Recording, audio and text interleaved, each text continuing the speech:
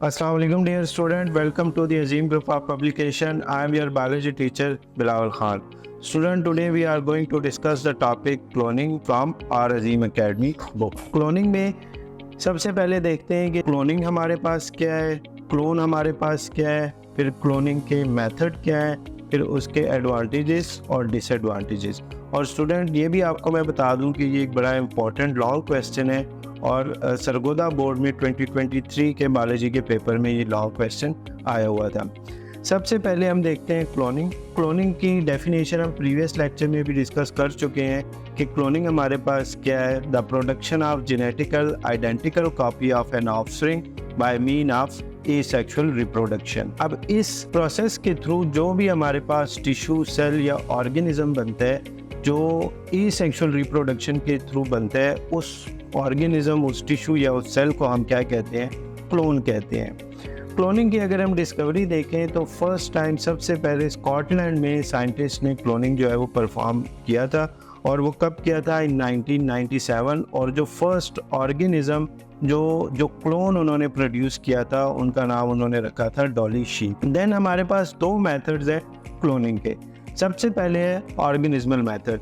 तो ऑर्गेनिज्मल मेथड को अगर आप बुक से देखें और इसकी आप अगर ये डायग्राम देखें तो डायग्राम में उसका पूरा जो है वो स्केच आपको दिखाया हुआ है।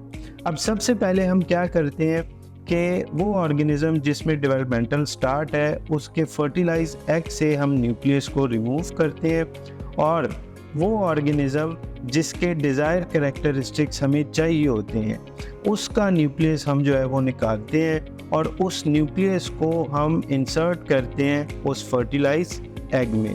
तो ये ऑर्गेनिज्म हमारे पास फिर क्या बन जाएगा? ट्रांसजेनिक ऑर्गेनिज्म, क्योंकि अब इसमें अपना न्यूक्लियस जो है वो नहीं है, इसमें हमने उस ऑर्गेनिज्म का न्यूक्लियस इंसर्ट किया है जिसके कैरेक्टरिस्टिक्स या जिसकी वैरायटी जो है वो हमें चाहिए, या जिसकी ब्रीड जो है वो हमें चाहिए।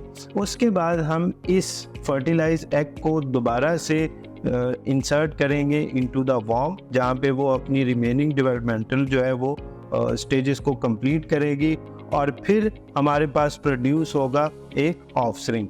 अब ये ऑफस्प्रिंग जो हमारे पास प्रोड्यूस होगा, ये बिल्कुल आइडेंटिकल कॉपी होगी किसकी?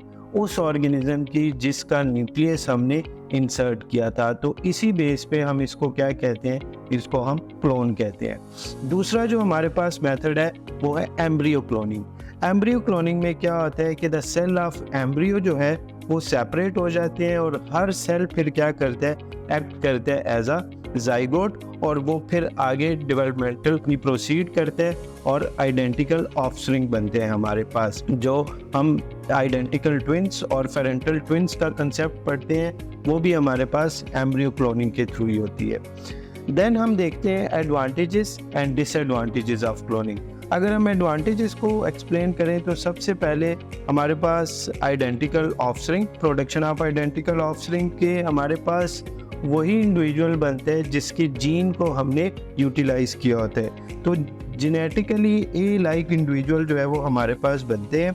Then commercial and valuable animals की प्रोडक्शन होती है कि it is use to produce the organism with valuable characteristics, जिसमें रेसिंग हॉर्स की एग्जांपल है, and prizing bulls. Then cloning is use to produce the eugenic um, हमारे पास क्या है? To improve the genetic quality.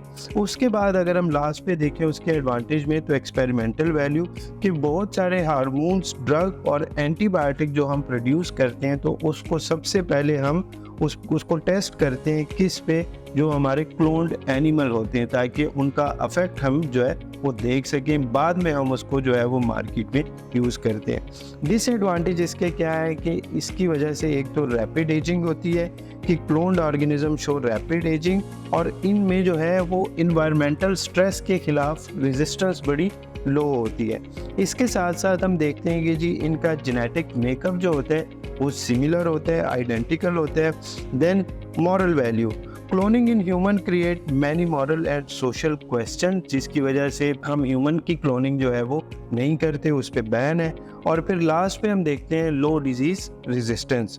तो cloned animal have low disease resistance because all have same genetic makeup. Genetic makeup की वजह से उनकी disease resistance जो है वो लो होती है। तो स्टूडेंट ये यहाँ तक एक बड़ा इंपॉर्टेंट लॉन्ग क्वेश्चन कि व्हाट इज़ क्लोनिंग। क्लोनिंग की डेफिनेशन हम डिस्कस करते हैं, क्लोन की डेफिनेशन करते हैं, then discovery of cloning, methods of cloning, and then last पे आप एडवांटेज और डिसएडवांटेज को एक्सप्लेन करते हैं। तो उम्मीद करता हूँ आपको ये टॉपिक क्लियर हो चुका होगा। मिलते हैं इंशाल्लाह नेक्स्ट लेक्चर में। अल्लाह हाफिज़।